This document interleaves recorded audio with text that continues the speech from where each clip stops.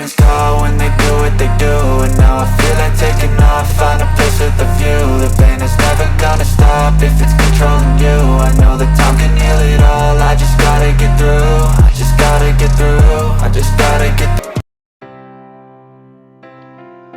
Konsep pendidikan menurut Ki Hajar Dewantara. Yang pertama, hakikat pendidikan.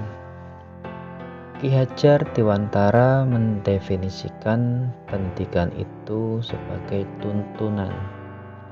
Jadi, pendidikan berarti menuntun. Banyak dari kita menganggap bahwa pendidikan itu sekedar mentransfer pengetahuan. Tetapi sebenarnya pendidikan itu adalah menuntun. Perumpamaan yang dapat dipakai adalah ketika kita menuntun anak kecil.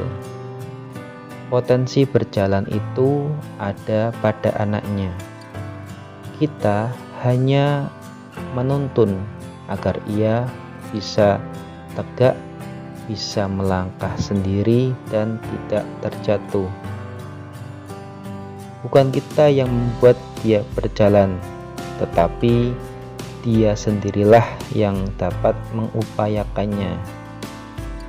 Dia sebenarnya sudah punya potensi, sudah punya kemampuan untuk berjalan.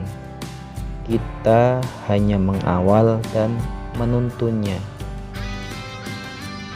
Sehingga menurut Ki Hajar Dewantara, pendidikan adalah tuntunan dalam hidup tumbuhnya anak-anak, yang maksudnya adalah menuntun segala kekuatan kodrat yang ada pada anak-anak agar mencapai keselamatan dan kebahagiaan yang setinggi-tingginya, baik sebagai manusia maupun sebagai anggota masyarakat. Jadi, pendidikan itu menuntun, membangkitkan potensi anak sehingga dia menjadi manusia seutuhnya yang selamat dan bahagia. Ki Hajar Dewantara juga mengatakan bahwa anak-anak hidup dan tumbuh sesuai dengan kodratnya sendiri. Pendidik hanya dapat merawat dan menuntun tumbuhnya kodrat itu, meskipun mengenyam pendidikan di tempat yang sama dan dididik oleh guru yang sama. Tentunya setiap murid akan tumbuh sesuai dengan potensinya masing-masing. Jadi, pendidik itu mengarahkan, merawat, menuntun, menumbuhkan kodrat yang dimiliki oleh seorang anak. Itulah yang dinamakan hakikat pendidikan menurut Ki Hajar Dewantara. Yang kedua yakni filosofi pendidikan menurut Ki Hajar Dewantara. Filosofi Ki Hajar Dewantara adalah tentang perubahan. Pendidikan senantiasa mengalami perubahan. Begitu juga kebudayaan. Untuk itu, pendidikan dan kebudayaan memiliki hubungan yang tidak dapat dipisahkan.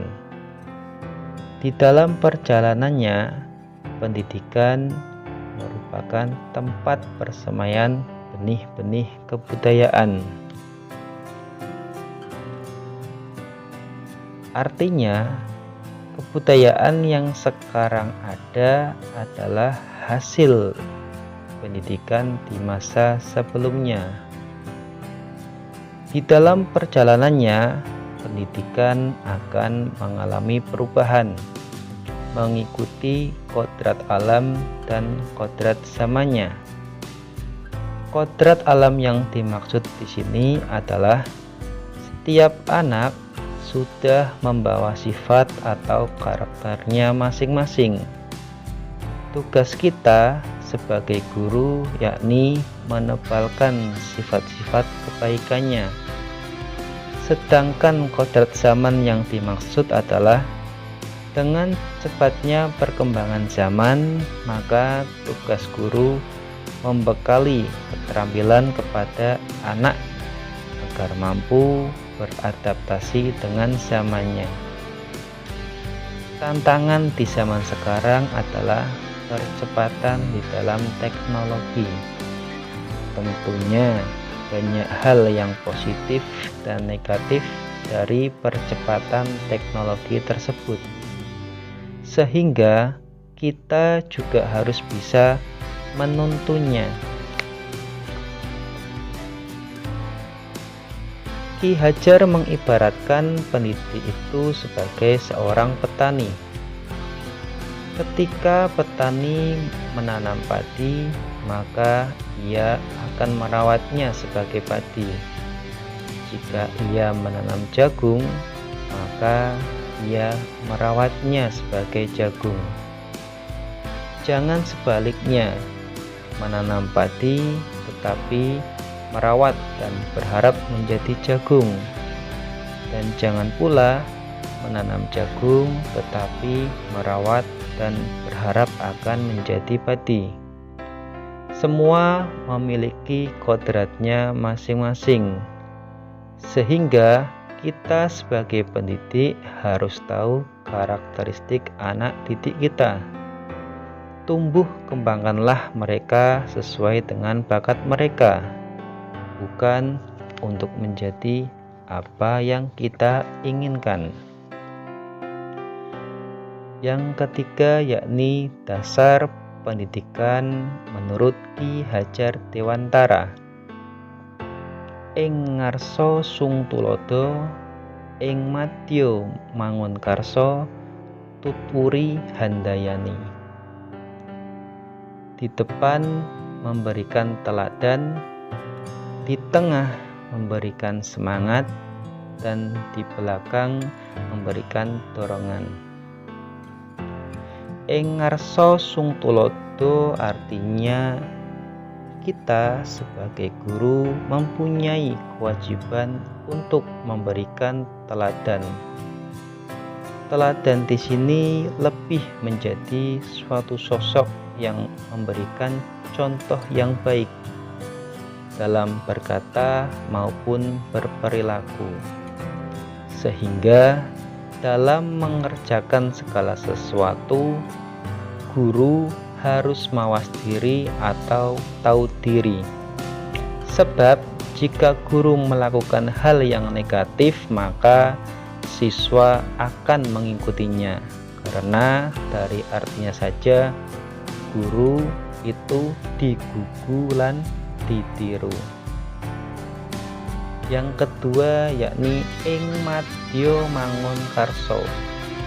Kalimat ini memiliki makna bahwa sebagai seorang guru kita harus bisa menuntun dan menyemangati siswa untuk terus berprestasi. Prestasi itu tidak hanya berupa piala, tetapi prestasi juga bisa karya yang bermanfaat untuk orang banyak. Dan yang terakhir adalah tutwuri handayani. Artinya, sebagai guru kita seharusnya memberikan dorongan yang nantinya bisa menciptakan motivasi siswa, menuntun mereka dalam membuat keputusan dan menguatkannya. Dan bagi kita yang telah menetapkan pilihan untuk menjadi guru, pertanyaannya adalah, sudahkah kita berusaha menjadi guru yang baik? Sudahkah kita menjadi pemberi inspirasi bagi kepekaan kognitif dan kepekaan karakter peserta didik kita? Mari kita bersama membangun nurani kita untuk menjadikan profesi ini sebagai ladang amal jariah kita di dunia, menjadikan profesi ini sebagai sumber pahala yang tidak ada habisnya.